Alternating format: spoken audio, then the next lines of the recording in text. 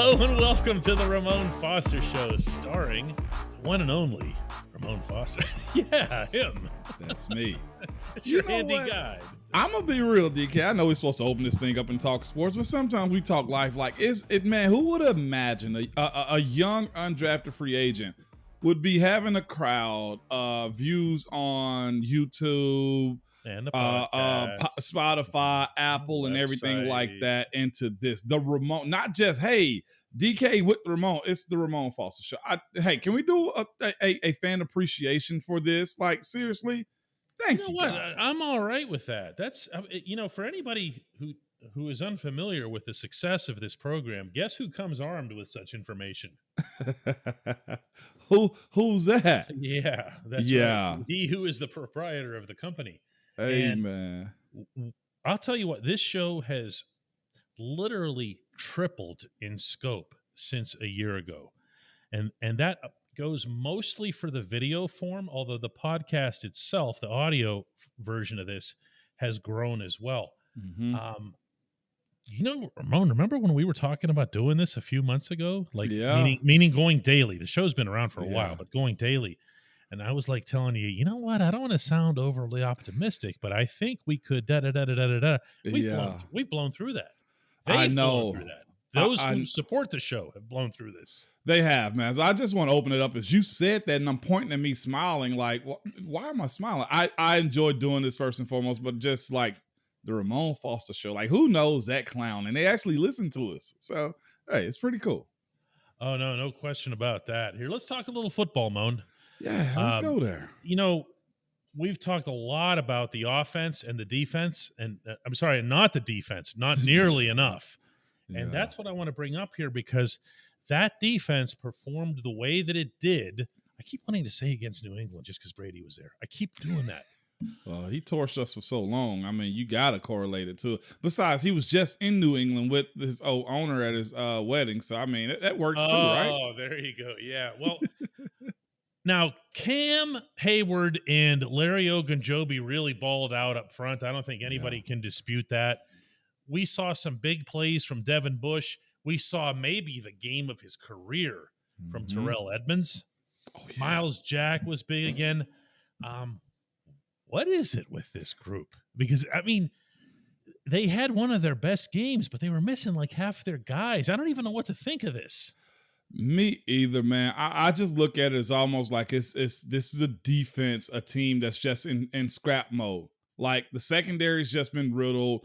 Miles Jack has been a good spark, but I think there is a level of expectation at that position too that I think we're used to. He's doing pretty good, but we're used to those positions as far as him and Devin Bush. And honestly, we got to put Robert Spillane in it as being really good. Like, that's always been that really good level. You know what I'm saying? And as it stands right now, Devin Bush he had a good showing this past weekend, man. So much so. I mean, you saw people tweeting about it. You saw people highlighting it from like national, like covered like networks and whatnot. Just the breakup at the end that he had at the game, man.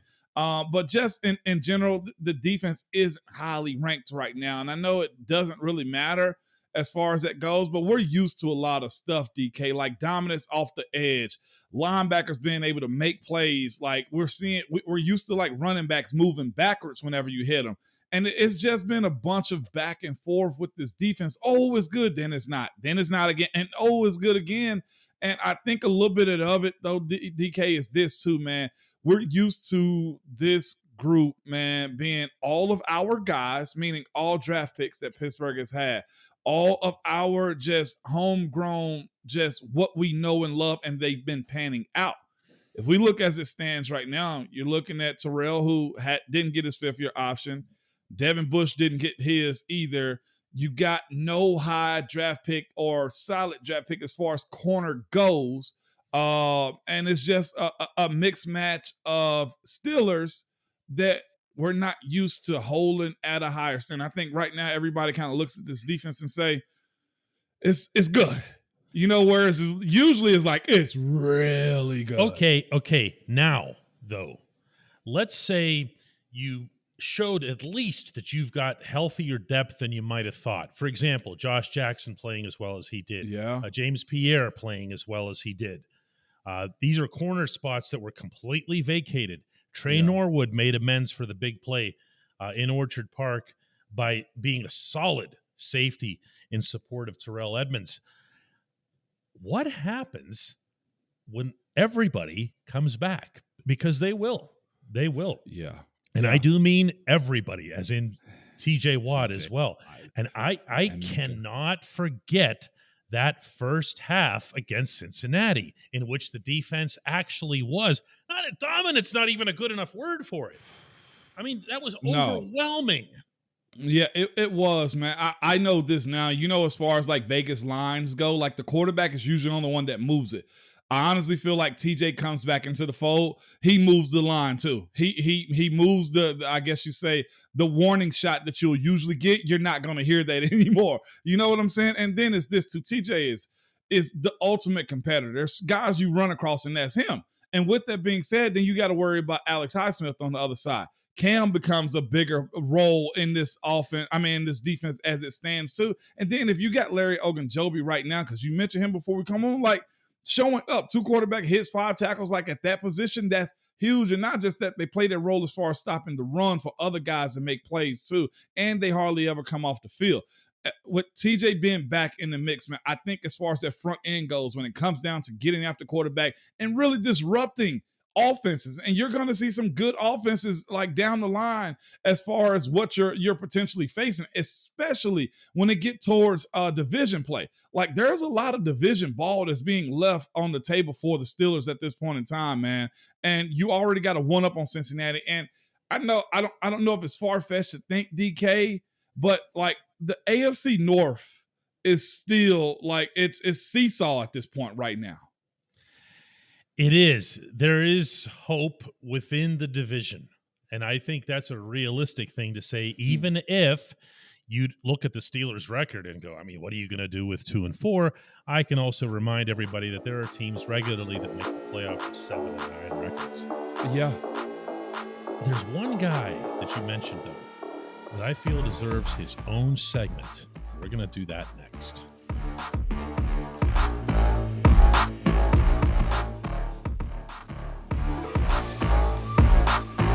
Back to the Ramon Foster Show. As promised, we're going to take one guy out of every one that Moan mentioned and singled out really for praise in that opening segment. A guy who's really not getting anywhere near the love that he probably should, and that's Alex Highsmith, Moan. NFL leader in sacks with 6.5 right now. How many Steelers fans do you think are even aware of that stat? Can't be many. And you know what? It's a shame because as prominent as Pittsburgh is in the national media, this is something that should be posterized all over like everybody's outlet, man. I like 6.5 sacks on the season, ahead of everybody. And not just that, a half a sack for sure. But Nick Bosa, Max Crosby, Rashawn Gary, Matt Judon, Khalil Mack, Von Miller, Michael Parsons. Right behind him. It's the whole list right behind him is this who's who of edge rushers in the NFL, and they're all behind Alex Highsmith. And again, we're not here to pump anybody up or cheerlead when it comes down to what we're saying, but this is something to be excited about when it comes to, okay, down the line when you got to grind out games and you got to get to quarterbacks of these high-powered offenses. Like, you got to be able to have guys that can at least put the quarterback on his back. I know the secondary has had its issues, right, DK? Right, yes. Listeners? But what do we always say? Rush and coverage work hand in hand. If you got the quarterback moving around the pocket, if you're putting pressure on him, he can't see where he's throwing to or he's on his back, that does a lot. He's doing this without TJ. And it's not like one of those situations where he's falling off without TJ too. Like, this is the thing, like in general, 3 sacks the first game, 1.5 against Cleveland. 1 against the Jets, and then also 1 against Tampa. These are situations in which he's spreading out his productivity too. It's not all in one game. It's not like he's falling off. He's continually either getting TFLs or getting quarterback hits and pressures too. This is a good sign. Again, we saw this when we started looking at him. It's like, okay, it's rookie year, you see some stuff. And the thing about this guy too, like you see him and you're like, man, he doesn't look that big. He's 6'4", DK. Oh, no, he's a big dude. Yeah. He's a big dude. Yeah. If we're talking about what I correlated him to, I say Lamar Woodley. He's bigger than Lamar Woodley. Yeah, he's got more height than Lamar for sure. They have similar builds though. Yeah. Say And that. Yeah. I think that's why I thought it. But like Lamar might have been 6'2" ish and a Mhm. half, maybe 6'3". And this like you're seeing a lot. And he's one of them dudes that look like he moves like a small guy, but I gotta his I gotta bend is good. Oh yeah, I got to throw in some other numbers here related to Highsmith. Out of the 20 guys in the NFL right now who have 4 or more sacks, Highsmith has the second most tackles. Okay, and the reason that matters, and as Mo knows, is that means he's also doing his job in stopping the run. Yeah. He's got 6 tackles for loss, which means somebody other than a quarterback. So he's throwing them back. He's got a pass defense. He's got 2 forced fumbles. This right now is someone who's playing at an all-pro level. So that said, why is he not getting anything? Is it just because of the Steelers' start? Is it because he's not as maybe splashy and visible as TJ is? You know what I'm talking about when I say that, because Highsmith is a bull rush guy. You know what it is, He's just DK. doing this. Go ahead. Pittsburgh is losing right now. Okay. Yeah. And then the other side of it too. Where's your superstar other than Cam on that defense? Minka is Minka in his own box. And I hate to even say that. And Cam is a D tackle too. I think if you pair him with TJ and you say, look at this rush tandem that they have, more of that light goes to Alex Highsmith. But you're just looking at the situation of a team that's 2-4. Also, there hasn't been many primetime games like other teams have had too. Like I'm looking at Denver. It seemed like every week I feel like they've had 4 primetime games this year. Pittsburgh hasn't had that luxury just yet of being on the national stage and him being able to do this year. But later down the line, I think we got 5 or either late games this year left. There's an 8:20, 8:15, and another 8:15 game this year. There's opportunity for him to put it on display, especially if he does against somebody like Lamar Jackson or Joe Burrow again, because he had 3 that game. And I feel like it's worth pointing out, too, that, and you've done this yourself as it relates to Highsmith on this show, is that because he comes from a smaller college program like Charlotte, he is seen as more of a raw guy who can still have a ceiling that's way up here. Am I right? Yeah, you know what he's facing right now? Javon Hargrave's era. Oh, no. Small school. Everybody that plays him knows him, right? But he came from a small school. And he was behind Cam, and he fed into the mold. But the thing was, when it came down to free agency, there was no small school mindset. He demanded or commanded a high paycheck too, though. He's in that realm though right now, DK. Just thinking out loud, you have got to remind me when we get to Eagles Week. You have got to remind me to tell you some Javon Hargrave stuff. Okay, I'll write it down. Just from stuff that I picked up over this past week about them and the Steelers. When we come back, the only segment that matters. Hey, Mo.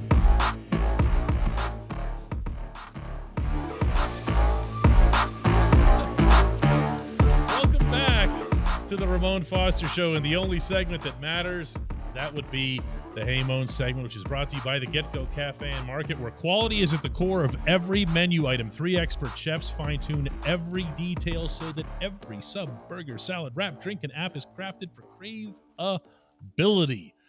Order your favorite items at the Get-Go Cafe and Market today.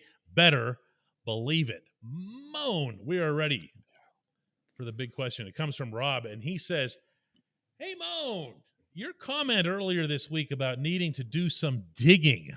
Remember that? Yeah, I do. Well, it doesn't appear as if your viewers and listeners have forgotten it. This left me thinking here, with most of the offensive line and the offensive line coaches no longer with the team since you left, are there any current players or coaches that you're still tight with? Yeah, absolutely. I would reel them off, but then you realize what my sources would be too. I'll just say this, man. I made a lot of connections in that locker room and that building in general too. You know, I went up for the Pitt versus Tennessee college game, and I went by and went on the tour and everything.